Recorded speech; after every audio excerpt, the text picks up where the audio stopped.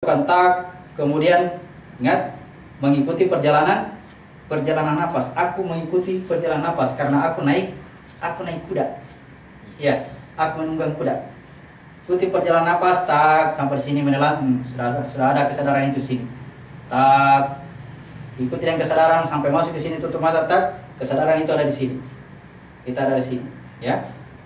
Kalau ketika ini menutup mata ada bunyi, anak menangis, anak itu menangis di sini. Ya, menangis di sini ya. Bisa, latihan perlu dilatih Pak. Jangan tutup mata menangis baru ini pikiran lari ke dapur. Jangan, dapurnya yang dibawa ke sini. Bisa? Disitulah khususnya sholat ya. Disatukan semua bunyi apapun yang terjadi di situ. Tapi ingat tadi ya, biar ini menyatu baru begini tangan, dan bisa, tidak jadi ini. Ya, tidak bisa karena ini mengikuti kesadaran kita ada di situ ya. Jangan bawa-bawa ini, jangan bawa-bawa orang-orang zalim kalau mau masuk ke dalam kapal. Oke, masuk ke situ tuh. Jadi kapalnya Nabi Nuh adalah ini ya, titik nun wal qalam wa ma yasturun. Nun demi pena dan apa yang ditulisnya. Apakah yang ditulis oleh pena? Bismillahirrahmanirrahim. Tuhan memerintahkan kepada kalam, kepada pena untuk menulis. Yang dia tulis adalah Bismillahirrahmanirrahim. Semua yang nyata ini adalah karena nama Allah yang Rahman dan yang Rahim. Sudah itu dibagi ini sifat-sifatnya. Ar-Rahman yang pemurahnya seperti begini, yang penolongnya begini, yang kudus. Semua sifat Allah mau dibagi dua, Ar-Rahman dengan Ar-Rahim. Ya? Ya, betul juga kata orang tua ya. Di tangan kita itu sudah membawa 99 ya. Inilah ilmu garis tangan. Tapi saya tidak dalami itu ya. Ada ahlinya. Di sebelah ini 18 katanya, di sebelah kiri 81 ya, 81 dengan 18 ya 99.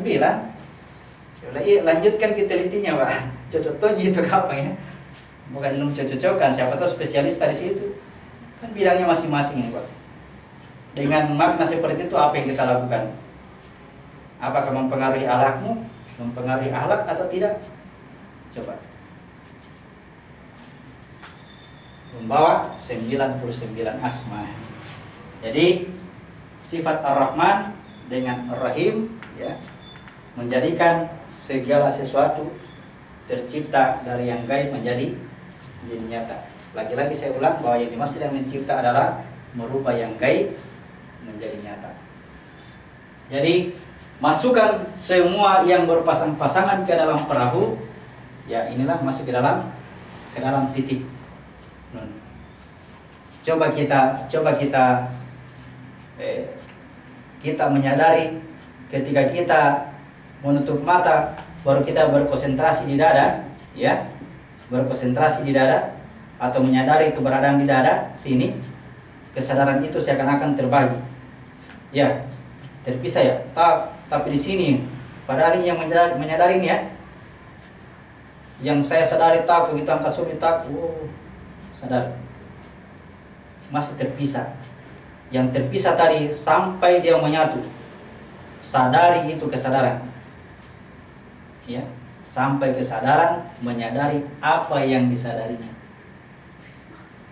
Satu itu sudah menyatu, akhirnya tinggal itu sendiri, kembali ke diri, kesadaran makronya, kesadaran apa ini universal ya. Ya bawa dulu ke sini, baru ini menciptakan segala sesuatu supaya apa? Supaya dia bisa kembali kepada dirinya. Dia urai dengan cara ini supaya dia bisa kembali. Oke. Sesudah tutup mata, tak begini. Terus mau diapa lagi? Cerita Nabi Yunus. Ada orang dilempar dari kapal sampai ditenggelamkan ke bawah, ke dasar, lalu dilempar ke tanah tandus, dilempar ke Ka'bah. tumbuh di situ pohon labu, itu hanya hiasan. Silakan buka-buka ini, mirip sekali itu labu. Ya, ini. Atau kalau kucingnya agak aneh di atas. Dari atas perahu, ya mesti berkali-kali dilempar ya. Apa mesti berkali-kali diundi? Undian pertama dia Yunus, undian kedua Yunus lagi, undian ketiga Yunus lagi. Oh, Yunus ini ya. Akhirnya Yunus dilempar ke 3 kali ya, 3 kali undian, semuanya dia. Pertanyaan dulu pertama, ketika Yunus naik ke atas kapal dalam keadaan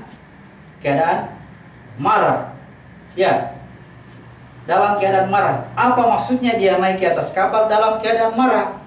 Berarti Yunus bukan orang beriman. Ya, karena ada sahabat Nabi bertanya, ya Rasulullah, bagaimana caranya supaya saya beriman?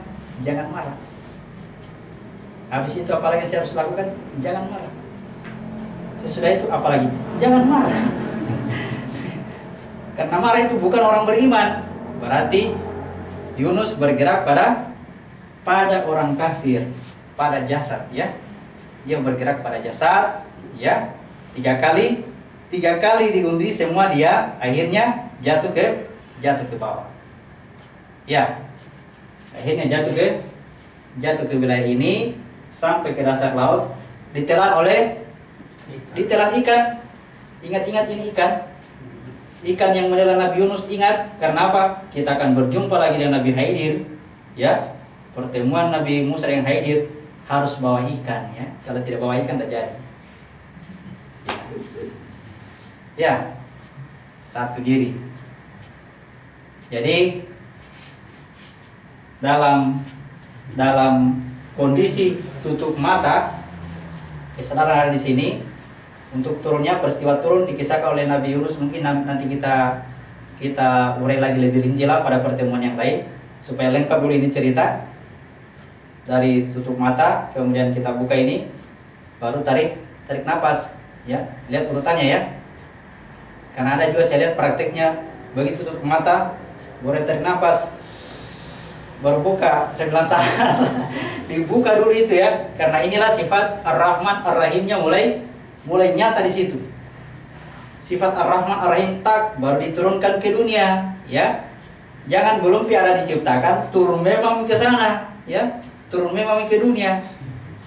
Diciptakan dulu segala sesuatu, ya, dengan Ar-Rahman Ar-Rahimnya, baru napas turun, ya. Diciptakan dulu surga dan neraka, diciptakan dulu langit dan bumi, ya. Jadi buka dulu ini, tak, tuh ada semua, ada, baru turun. Ya, turunnya napas, ya, diperhalus, ya, selembut-lembutnya, wal yatalataf, berlemah lembutlah, ya. Jangan karena lama sekali menahan napas, akhirnya begitu tarik, wah, lempar gitu satu kali ya. Pelan. Baru kancing, tak, baru baca lagi. Nah, baca, habiskan napas. Kemudian menelan, tutup mata, kesadaran di sini, konsentrasi di sini. Baru buka mata lagi, baru tarik lagi, kancing lagi, tak, baca lagi, atau kerja sambil baca. Begitu bacaan sudah habiskan napas, baru menelan, tutup mata, masuk ke situ. Ini Pak Ustaz bisa dilakukan tanpa salat, bisa ya? Dilatih ya, di luar salat bagus kalau dilatih.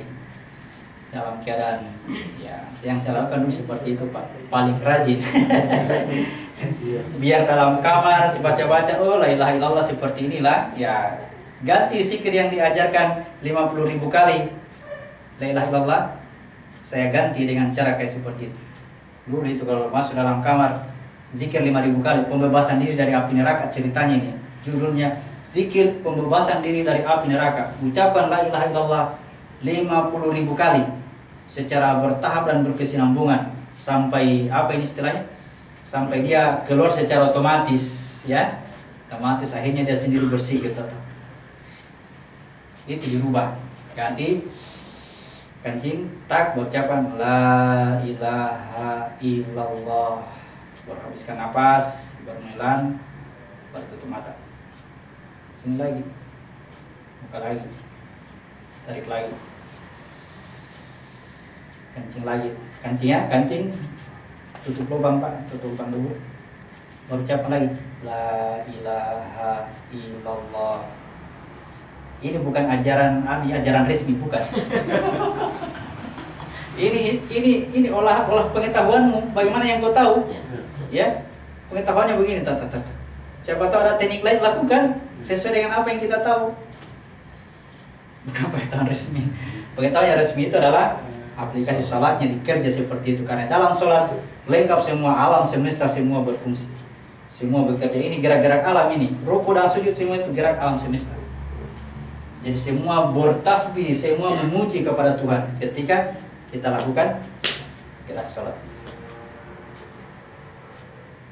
Oke, pertemuan berikutnya kita praktik-praktik sholat sambil tambah-tambah pengetahuan yang lain. Untuk malam ini sudah cukup dulu. Saya akhiri. Assalamualaikum warahmatullahi wabarakatuh.